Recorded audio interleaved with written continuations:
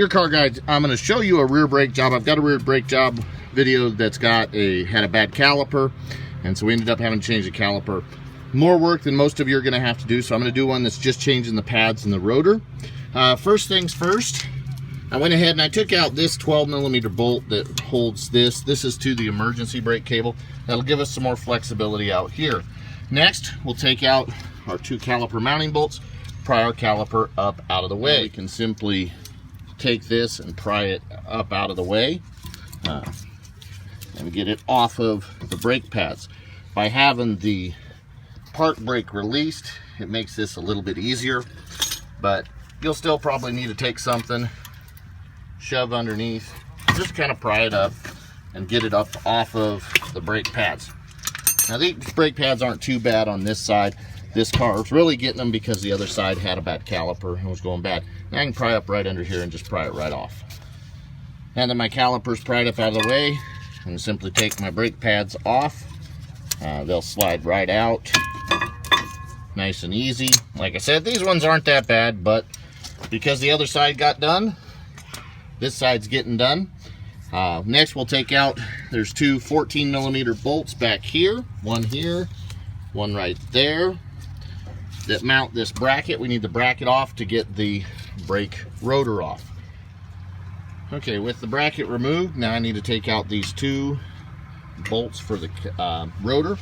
I'm going to actually use an impact driver. When you get a stuck bolt, these are great. The way they work is when you hit it with a hammer, it creates an impact that'll help break loose a stuck screw like this, and versus trying too hard and stripping it out with a regular screwdriver. So you smack the end of this a couple times with a nice heavy hammer and it'll pop those loose.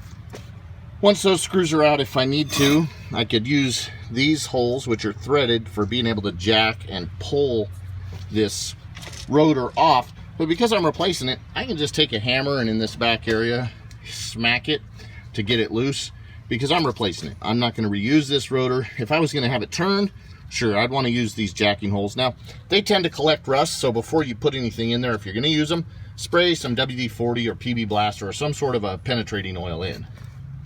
With the brake rotor off is a great time to show you the piston on this and how it's got to be retracted.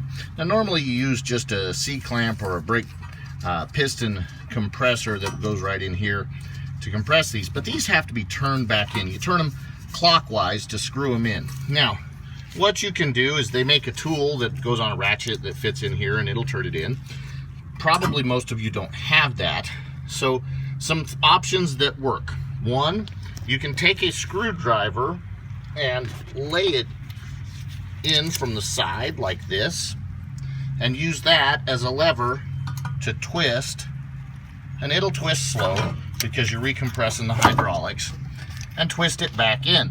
That's probably the easiest way. There's also ways to take pliers, like needle nose pliers, stick them in from the front and turn it.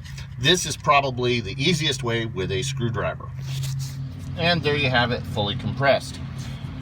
So, makes it a lot easier, especially with the brake rotor off. Next, we're going to put our new brake rotor on, but before we put it on, we've got to clean it. So, they come packaged, and you can see a little bit of this. It's like a grease and oil that's got to be cleaned off. You spray it with brake cleaner, not carburetor cleaner, but brake cleaner, on the surfaces where the brake pads are going to meet, front and back. So the back side all the way around, and the front side, then we'll just simply stick it on. Take the plastic off, spray it, get it clean. Brake cleaner can burn your skin a little bit if you get it on you, so try to avoid that. But you got to get that clean, otherwise you'll have braking performance issues. With the rotor clean, we'll reinstall our 2 screws to mount it. Then we'll reinstall the bracket for the caliper. With our bracket, we're going to replace this hardware. We've got new stuff. It simply pries right up and out, pops out. New stuff presses right in, and then we'll just drop it right into place, right back there. Put our 2 bolts in, get them good and tight, and you'll be ready to install your brake pads. All right, we have our new pads here. This one is the one that's going to go to the inside, right in here, and that's because it has that big tang on it sticking up, this thing. That's a noise maker, a squealer. It is what warns you when the brake pads are getting low and they need to be replaced. It makes noise. That's its job. The other one goes on the outside. The reason why the one with the big tang always goes to the inside, it's what wears faster than the other. Now it's as simple as taking our caliper, bringing it out and over and onto our new brake pads. We'll install our caliper mounting bolts. We'll reinstall our park brake bolt right here and bracket that goes right up in there. You'll see there's a tang on the end that fits in this little hole, and then the bolt goes through the middle. We'll get that done and we're pretty much done. There it is, everything's bolted up and done. A couple of things to remember as you finish up: pump the brake pedal up until it's good and hard before you go taking off driving. This is because we've compressed this and it's not fully tight to the pad, so it's got to adjust, and pumping the brake pedal will adjust those brakes up. When you put your wheels on, please torque your lug nuts to the factory recommended specs. You can find them in your owner's manual. You can look them up online. I don't give them to you just because if I give you the wrong ones, I don't want to be liable for that. So I don't want it to be my fault if I screw up. Anyway, please like and share the videos if you enjoyed them or found them helpful, and subscribe to the channel. Help us grow it. If you ran into something with more issues, like a stuck caliper that wouldn't go back in, I have another video I just did. The other side on this car had a stuck caliper, and so it's a nice video. It'll walk you through it. It's kind of a pain in the butt when it happens, but you need to know how to fix it. It's not that difficult of a job, and you can do it.